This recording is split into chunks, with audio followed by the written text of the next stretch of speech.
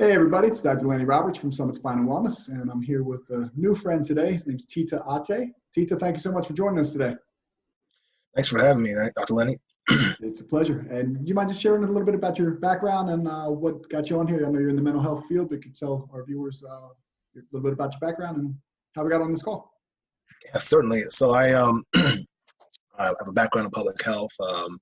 I currently work at Drexel University. I manage a lot of suicide prevention, mental health grants.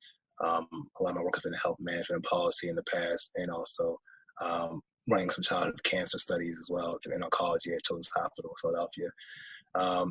But really, a lot of my work recently has been really managing, suicide and mental health in adolescents and young adults, as well as even older adults, where that generally affects the largest amount of population is the older adults. So I'm here happy to lend some information on, dealing with some of these things in this current environment we're in.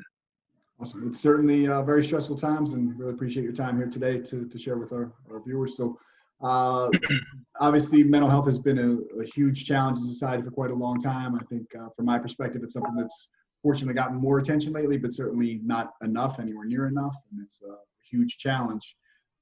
Now you throw quarantine and a pandemic and exponential increase in mental stress onto it. Can you maybe share some things that you've seen or some strategies people may be able to take that are really feeling the effects of this, which I know obviously we all are to a large extent, but anything that you can share in particular that you may have seen that would be helpful. Certainly. So as I was saying that, we're all, dealing with a level of stress now that we've been, kind of locked in our homes for an extended period of time, some longer than others. There's a lot of different stresses that come into this environment with us, as long as with our children, those who have children, those who, are dealing with financial stress due to, the work situation. And, there's just a lot of things that somebody has to manage over time and cope with. So, there are a lot of different ways that, stuff manifests. Even one thing, even simple as, dealing with overeating, having been inside, you're bored, you're worrying about, the current events, you're stressed out. So even that has a physical effect on you, just a number of overeating, because you're dealing with one or more of these things. And so, there's, ways you can kind of deal with something as simple as that to help your physical health. And so, in regards to that, overeating could be simple as, placing the food at a higher level so you can't get to it, put it in somewhere where it's further for you to get to. If you overeat, you want to maybe eat something more healthy. So for me, I'll eat salads. So at midnight when I'm craving, instead of getting those cookies and crackers and chips, I'll just eat some salads. So at least if I'm eating actually out of the normal pattern of the day, I'm eating salads. And so simple as that can have a healthy effect on something that's being caused by stress due to this type of situation, and it's affecting your mental health in that way. Yeah, definitely. Sugar is brutal on that whole immune system and stress response there, so definitely that adds fuel to the fire. You mentioned children, and certainly I have an 8 and a 5-year-old. We were speaking before we recorded this. You're in a similar ballgame there with your children, and the effects that this has on them and not being able to see their friends, and anything that you've seen in as a parent that they may want to look out for in signs of mental stress on a child in particular? Yeah, I mean, there's, definitely those things you mentioned are very prevalent. Even in my household, my child is sad that, she's not with her friends, she's really a really, people person. So not being with her friends, on a daily basis is tougher. So, you kind of monitor their well-being, as far as, kind of checking with them more often, just how are you doing, I know you have these video check-ins with your classmates, but, do you want to set up additional play dates on, do you spend more time thinking about them just because, you're used to them being off at school and having that interaction, but now they're at home with you, and even you may be busy with your own work, but you're not paying as much attention to them, so they're not having their interaction with their friends that they normally have, and then you're not paying attention to them either, so they may feel a little bit left out. And so you want to kind of look and just kind of monitor that behavior and just make sure that they're checking with them more frequently, just to kind of gauge their well-being, their temperament and things like that. And how about for the older generations of the teenager? That's certainly a challenging time for all of us. I think as we being an awkward teenager myself, and then trying to get through that. Uh, as the kids that aren't able to do the senior prom or graduate and things like that, and then the college level as well. And then when obviously I've been told for years, little people, little problems, bigger people, bigger problems with as far as kids. Certainly a huge challenge. Suicide is a very, very prevalent problem in our society and becoming more so. Anything that we could share with our viewers on things to look out for that they may not be aware of, and certainly something to take seriously, and maybe a resource to contact for further help or information. Obviously, this is not a setting where you can diagnose everybody's problem over a Zoom call here, but maybe point them in a direction where they can get some additional help. Yes, I mean, certainly you have a lot of different, you mentioned a lot of different issues there that all come into play as far as mental health and suicide prevention, things like that.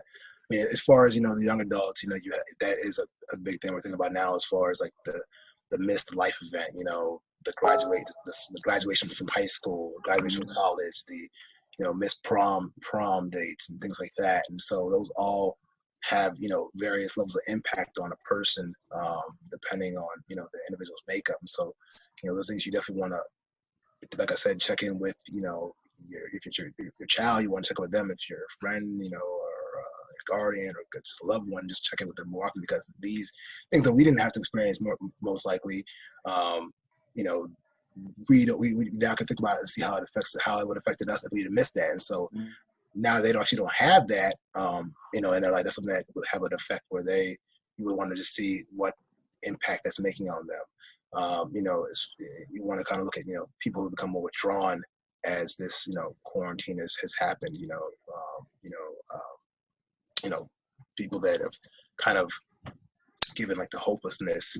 They don't, if they make any textbook comments, maybe life is not worth living, or I don't see the point of going on, or if I can't, have these X, Y, and Z.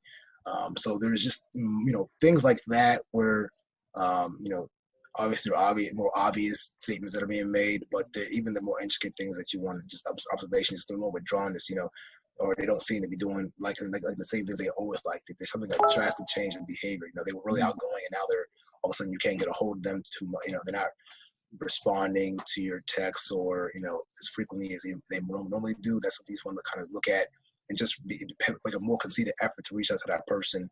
And even with it's hard to look at internally sometimes to even seeing within yourself. So it's helpful when you have loved ones or people around you that can kind of view some of these things. So this is more towards tips for others that are in the environment with you to look at. But if you're also recognizing self and reflection, and you're feeling some of these issues, there's always numbers you can call to kind of get further guidance. I mean, you have the general National Suicide Prevention hotline at 1-800-273-8255, or 1-800-273-TALK.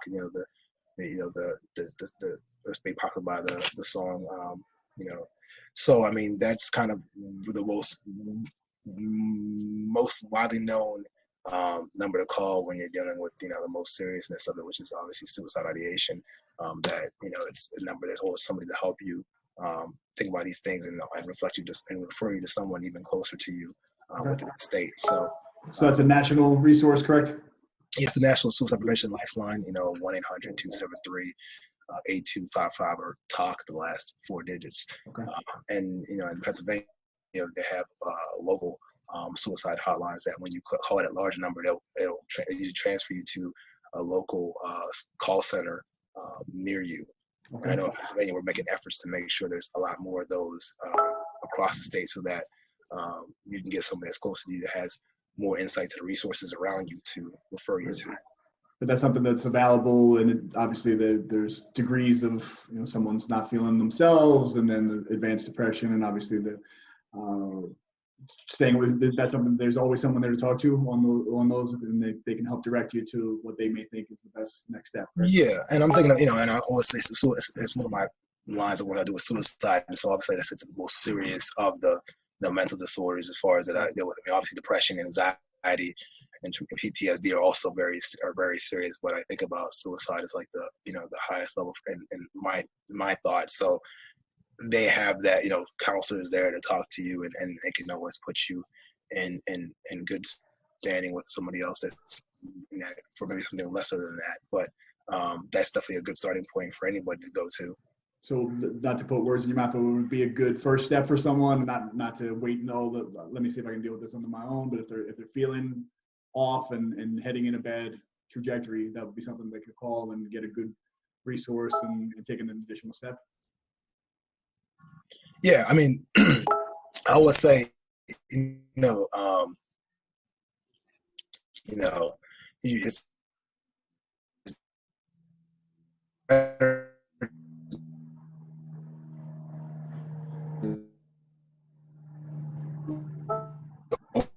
to not,